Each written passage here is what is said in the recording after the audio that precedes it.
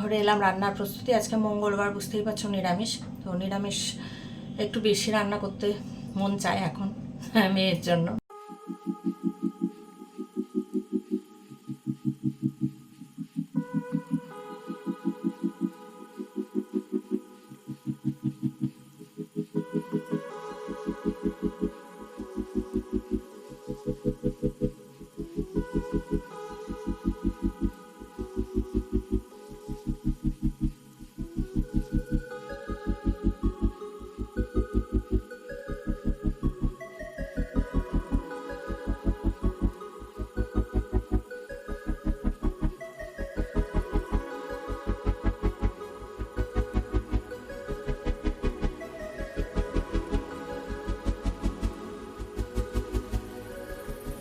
রান্নাঘরে এলাম, 10টা 15 বাজে এখন। তো চাটা সব খাওয়া হয়ে গেছে আগেই। মিস্টার চ্যাটার্জি বেরিয়ে গেছেন। এবার রান্নাঘরে এলাম, রান্নার প্রস্তুতি। আজকে মঙ্গলবার, বুঝতেই পারছো, নিরামিষ। তো নিরামিষ একটু বেশি রান্না করতে মন চায় এখন মেয়ের জন্য, মেয়ে আছে যেহেতু। তো দেখা যাক কি করি না করি। লাউটা কাটা আছে অনেক দিন ধরে, লাউটাকে করে নেব, এটাই ঠিক ছিল। আলু পোস্তও করব, ঠিক আছে। কলাইয়ের ডালও করব, এটাও ঠিক আছে। তারপরে লাউয়ের খোসা ভাজা মেয়ের জন্য, সেটা করব, সেটাও ঠিক আছে। আর একটা হঠাৎ মনে হলো কিছু মানে কুমড়ো রয়েছে ফ্রিজে, অনেক দিনই হয়ে গেল। তো মেয়ে আলু কুমড়োর ছক্কা বলেছিল। ছক্কা হয়তো ছোলা ভেজানো হয়নি, যেরকমভাবে করি সেই ছোলাটা বাদ দিয়ে এমনি করতে হবে। তো ছোলা বাদ দিয়ে করব। দেখি কতদূর কী হয়। যদি মানে এবেলা খাওয়ার মধ্যে যদি কমপ্লিট না হয় কোনো একটা, তাহলে সেটা রাতের জন্য করব। মেয়ে যদিও রাতে কিছুই খেতে চায় না, তবুও। তো যাই হোক, শুভ সকাল বন্ধুরা, 10টা 15 বাজে, তাই শুভ সকালই বলছি এখনও। কেমন আছো তোমরা? আশা করি সবাই সুস্থ আছো, ভালো আছো, আর যে যেখানে আছো ঈশ্বরের কৃপায় নিরাপদে আছো। আজকে হচ্ছে 12ই নভেম্বর, আর মঙ্গলবার। তো বললামই নিরামিষ রান্না আজকে। তো ভাবছি 10টা 15 বেজে গেছে, অতএব একটু ঝটপট করতে হবে। তার কারণ কাটাকুটি অনেকটা আছে। কাটাকুটি রয়েছে, ওদিকে আমার যথারীতি ননস্টিকের কড়াই আছে, সেগুলো মাজা, ছোটো আর একটা কড়াই আছে, সেটা মাজতে হবে। তো সেই সব মাজা ঘষা করে নিয়ে তারপরে সব রেডি করে আলু পোস্ত টোস্ত বেটে সব কিছু করে রান্নাটা শুরু করতে তো একটু সময় লাগবে। কিন্তু 3টে ওভেনেই বসিয়ে দেবো, একই সঙ্গে হবে। তবে দুটোর মধ্যে কমপ্লিট করতে পারবো কি? মনে হয় না এত কিছু দুটোর মধ্যে করে উঠতে পারবো বলে। দেখা যাক। আগের মতো তো অত হুড়হুড়ি করে করতে পারি না, তোমরা জানোই, কিন্তু দেখা যাক। হ্যাঁ, let's hope for the best. দুটোর মধ্যে আসলে তাড়াহুড়ি এমনি নেই। মেয়েটা ওই সময়টা ব্রেক বা খিদেও তো পেয়ে যায়, তাই না? রাতেও সত্যিই কিছু খায় না, এটাই হয়েছে ওর সমস্যা। খেতে চায় না, বলে না খেলে আমার হজম হবে না। আরে বাড়ির খাবার, তবুও একটা বোধহয় আতঙ্ক ঢুকে গেছে এরকম। যাই হোক, খেতে খাইনি। এখানে এসে একদিনও রাতে ওই বলবে কেন রেস্টুরেন্টে গেলাম, ওই তো ধরো সন্ধ্যাবেলায় গিয়ে খেয়ে এলো, রাতে যে খাওয়া সেটা নেই। তো যাই হোক, এটাই করি এখন আপাতত। চলো এবার কাটাকুটি করতে শুরু করে দিই, একটু তো সময় লাগবে। আর মাটিতে বসে পাও ধরে যায়, জানো, কিছু করার নেই। এইভাবেই এই মানে ছ্যাঁচড়া গাড়ি আর কি। সেই ছ্যাঁচড়া গাড়ি না, সরি, ছ্যাঁকড়া গাড়ি বলতো, আমি ভুল বলেছি। ছ্যাঁকড়া গাড়ি বলতে না, সে কোনো রকমে টেনে টেনে টেনে নিয়ে যায়, সেই রকমই অবস্থা আমার আর কি। তো চলো কাজ শুরু করে দিই, কেমন? রান্নাঘরে চলে এসেছি বন্ধুরা, যথারীতি আজকে একটুখানি বেশি রান্নাবান্না, তোমাদের বললামই তো। এই মেয়ের পছন্দের এই লাউয়ের খোসা রেখেছি, সেই খোসা ভেজে দেব সরু সরু করে কেটে, যতটা সম্ভব আর কি সরু করা বটিতে। তো সেটা করে এটা ভেজে মানে পোস্ত ছিটিয়ে দেবো, তারপরে মানে ভাজবো পোস্ত ছিটিয়ে। তো এইটা হবে। তারপরে তোমাদের বললামই আলু কুমড়োর ছক্কা, তো সেইটা কুমড়ো আলু কাটতে হবে, এদিকে আলু পোস্ত হবে, সেইটার আলু কাটতে হবে। আর এছাড়া তো কলাইয়ের ডাল তোমাদের বললামই। আর লাউ যেটা কেটে রেখেছিলাম সেদিন, লাউটাও আজকে করে ফেলবো। তো তোমাদের তো বললামই দিন এগিয়ে আসছে, মেয়ের ফিরে যাবার দিন আজকে তো মঙ্গলবার, শনিবার দিনকে ও ফিরে যাবে। তাহলে বুঝতেই পারছো, আর হাতে গোনা মাত্র 3টে দিন দেখতে দেখতে কোথা দিয়ে যে কেটে যাবে তো জানিই না, মানে বুঝতেই পারবো না আর কি। আবারও একটা বছরের অপেক্ষা, 1 বছর পর কবে বাড়ি আসবে। তো তার মাঝখানে আমি যাবার তো ইচ্ছে রয়েছে, বারবার বলেছে মা তুমি জানুয়ারিতে চলে এসো। তো আমার তো জানোই পরিস্থিতি, সব কিছু তোমরা, গিয়ে উঠতে পারবো কি না জানি না, তবু ইচ্ছে আছে। এখন আমার ইচ্ছে থাকলেই তো, আমার ইচ্ছে দিয়ে তো জীবনে কোনো কিছুই হলো না, কোনো কিছুই হয়ও না।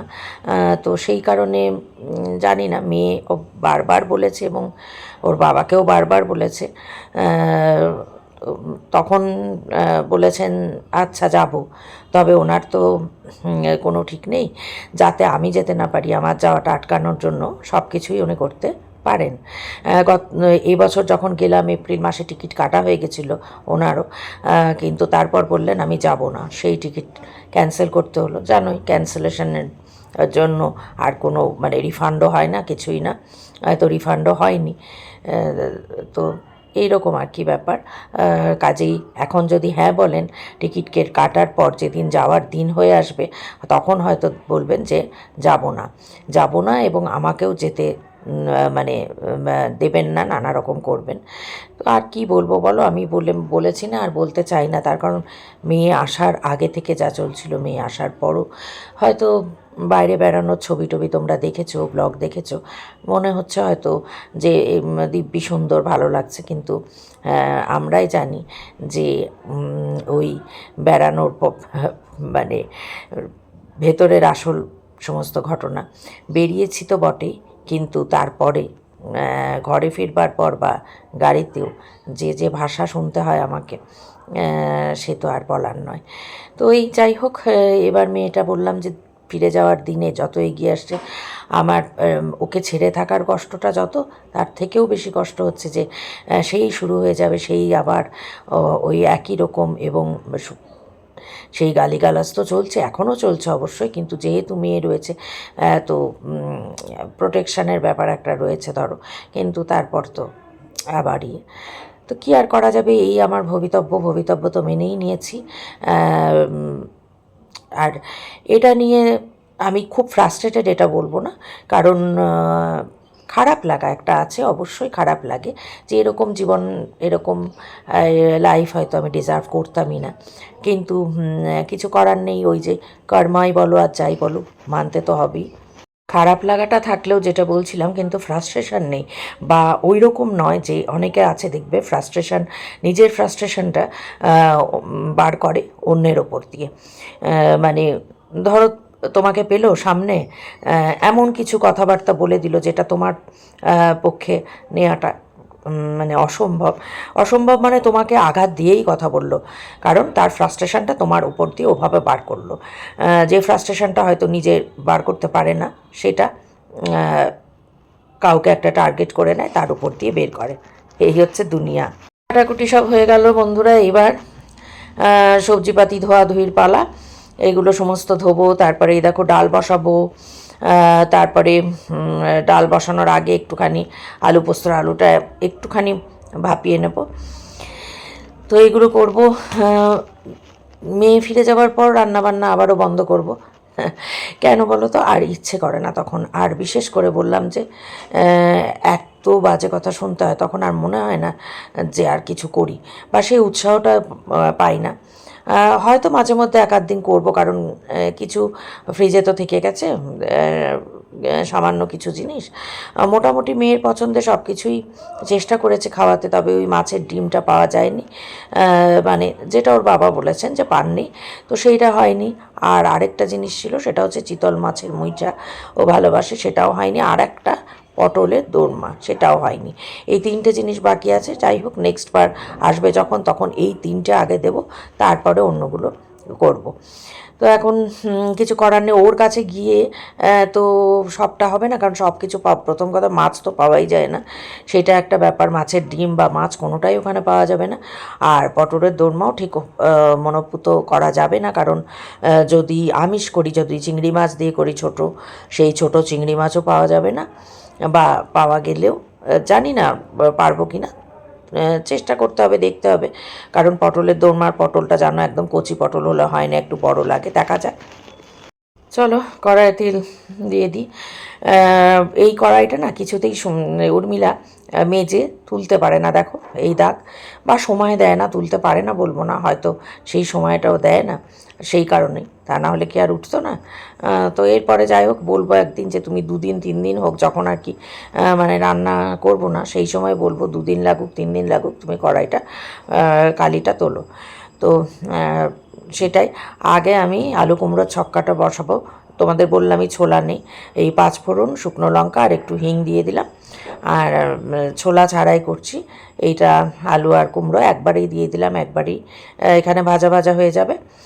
আর একটু নারকেল দেয়া, তো নারকেল কোড়া আমি ইউজ করছি না, তার কারণ যেহেতু নারকেল কোড়া নেই, মানে নারকেল কোড়া সরি মানে নারকেল যেহেতু নেই, তো সেহেতু নারকেলের যে পাউডার ম্যাগির যে পাওয়া যায়, তো সেটা জলে গুলে না, এমনি যেমন পাউডার যেটা সেইটা, ওটা তো একদম মিহি নয়, একটুখানি নারকেলের ইয়ের মতোই তো সেটা, তো ওটা ছড়িয়ে দেব। তো এখন আমি 3টে গ্যাসই, 3টে মানে 3টে বার্নারই জ্বালিয়ে নেব কাজের সুবিধার জন্য, এতগুলো কাজ জানোই। একটুখানি কলাইয়ের ডাল একটুখানি নেড়ে চেড়ে নেবো, নিয়ে তারপরে সেদ্ধ বসাতে দেবো। একটুখানি নেড়ে নিলে না কলাইয়ের ডালের মানে টেস্টটা খুব ভালো হয়। তবে আজকে আমি ওই আদা মৌরি বাটা দেবো না, আজকে একটু অন্যরকমভাবে করব।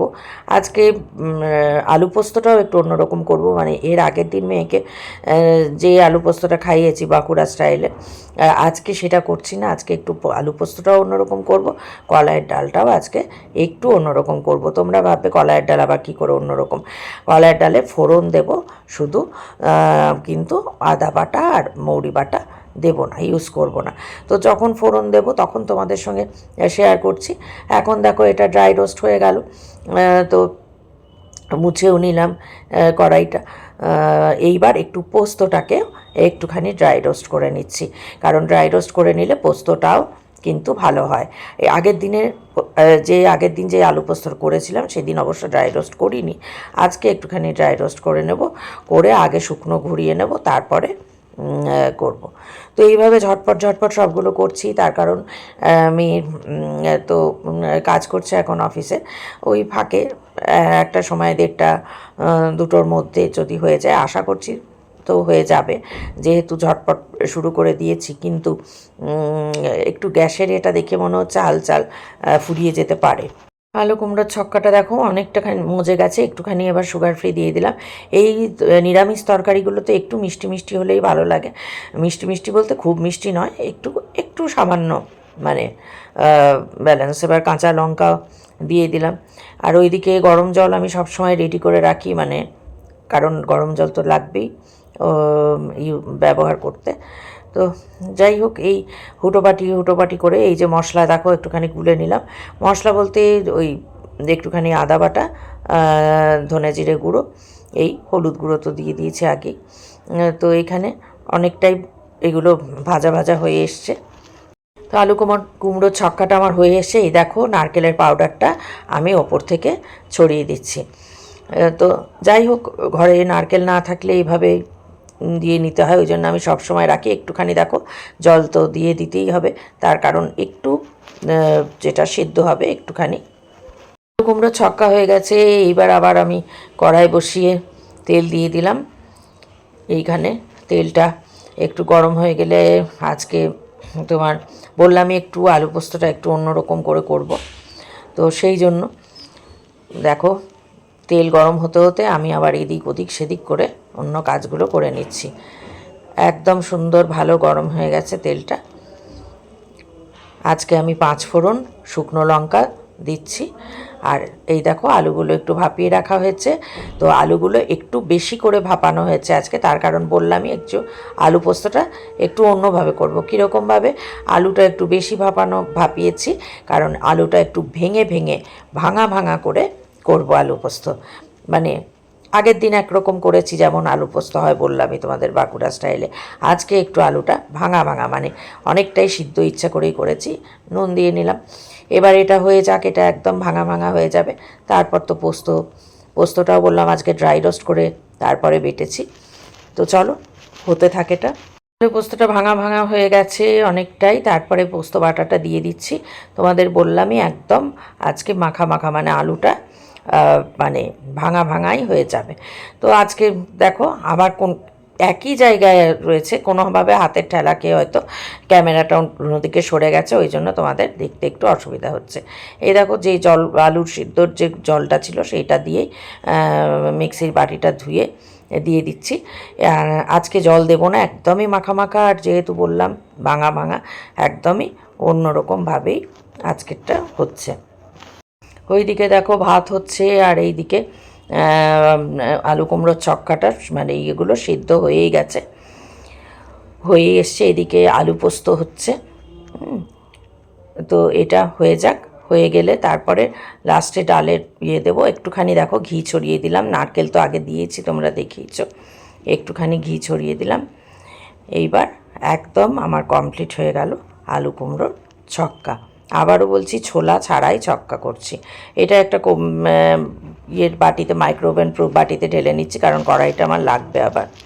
দেখো কড়াই তেল দিয়ে দিয়েছি, তেল গরম হয়ে গেছে। ডালের ফোড়নের জন্য বাটিতে নিয়ে নিয়েছি, এখানে নিয়েছি মৌরি, গোটা মৌরি, মেথি, রাঁধুনি আর হিং, এই ফোড়ন দিলাম, আর শুকনো লঙ্কা দিলাম, কাঁচা লঙ্কা দিলাম ফোড়নে। আজকে বললাম যেহেতু আদা রসুন বাটা ইউজ করব না, এই ফোড়নটা দিয়েই জাস্ট ডালে দিয়ে দিলাম, কোনো আদা রসুন বাটা ইউজ করছি না। হিং ইউজ করেছি তার বদলে, বললামই আবারও বলি, মৌরি, মেথি, রাঁধুনি ফোড়ন আর হিং। এই দেখো আজকের আলু পোস্তটা এইরকম মাখা মাখা হয়ে গেল, কমপ্লিট হয়ে গেছে। ওপর থেকে কাঁচা সর্ষের তেল ছড়িয়ে দিলাম। ওইদিকে ডালও হয়ে গেছে, আলু কুমড়োর চক্কা হয়ে গেছে, ভাত হয়ে গেছে। এইবার কিন্তু আমি লাউটা যেটা কাটা রয়েছে সেই লাউটা করে নেব। তেল দিয়ে দিলাম যথারীতি, একটুখানি লাউয়ের একটুখানি বড়ি ভেজে দেব। অনেক সময় মুগ ডাল ভেজেও দিই, তোমরাও নিশ্চয়ই তাই দাও। তো আজকে আর মুগ ডাল ভাজলাম না, ইচ্ছা করলো না, মনে হলো একটু বড়ি ভেজে দিই। বড়িটা দেখো, বড়ি দিয়ে বড়ি ভাজাও হয়ে গেল। এবার ভাজা বড়িটা তুলে নেব, যখন দেব তখন একটু হামানদিস্তা দিয়ে বড়িগুলো ভেঙে দেব। তো এটা বড়িটা তুলে নেব, নিয়েই দেখো জিরে শুকনো লঙ্কা ফোড়ন, জিরে শুকনো লঙ্কা ফোড়ন, আর একটু তেল দিলাম, বড়িতে তো তেল টেনে নিয়েছে। জিরে শুকনো লঙ্কা ফোড়ন দিয়ে তারপরে লাউটা দেব। তবে লাউটা যেহেতু আগে থেকে কাটা আছে বলে জানো তো একটুখানি শুকনো শুকনো হয়ে গেছে। স্বাভাবিক লাউ বা পেঁপে এই জাতীয় সবজিগুলো সঙ্গে সঙ্গে কেটে সঙ্গে সঙ্গে রান্না করাটাই উচিত, কিন্তু আমার হয়ে ওঠেনি, তাই জন্য। তো যাই হোক দিয়ে দিলাম লাউটা, হতে একটু সময় লাগবে। তার আগে যা হয়ে গেছে, মেয়ে তো লাউটাও খেতে খুব একটা ভালোবাসে না, কাজে ওর খাবার মতন সব কিছুই কমপ্লিট হয়ে গেছে। এবার দিয়ে দেব, শুধু ওই লাউয়ের খোসা ভাজাটা বাকি, তাই জন্য দেখো কড়াই আবার বসিয়ে নিয়েছি। কড়াইয়ে তেল দিয়ে লাউয়ের খোসাটা ভেজে নেব, ওপর থেকে পোস্ত ছিটিয়ে দিয়ে। তো সেটাই করব, ব্যাস এটা হয়ে গেলে ওকে খেতে দিয়ে দেবো। আজকের লাঞ্চের মেনু এই দেখো, ভাত, এই যে কলাইয়ের ডাল, এইখানে হচ্ছে আলু কুমড়োর ছক্কা, তারপরে এই যে হচ্ছে আলু পোস্ত, এই দেখো ভাঙা ভাঙা করে, আর মেয়ের জন্যই দেখো খোসা ভাজা। তো এর সঙ্গে সঙ্গেই আজকের ব্লগটা তোমার এখানেই শেষ করে দেব। ব্লগটা যদি ভালো লাগে তাহলে লাইক করো, কমেন্ট করো, চ্যানেলটা সাবস্ক্রাইব করে আমার পরিবারে চলে এসো নতুন বন্ধুরা। তো ঠিক আছে বন্ধুরা, আজকের মতো বিদায় নিচ্ছি, দেখা হচ্ছে খুব শিগগিরই একটা নতুন ব্লগের সঙ্গে। ততক্ষণ সবাই খুব খুব ভালো থাকো, সুস্থ থাকো, নিরাপদে থাকো, আর আমার ব্লগগুলো দেখতে থাকো।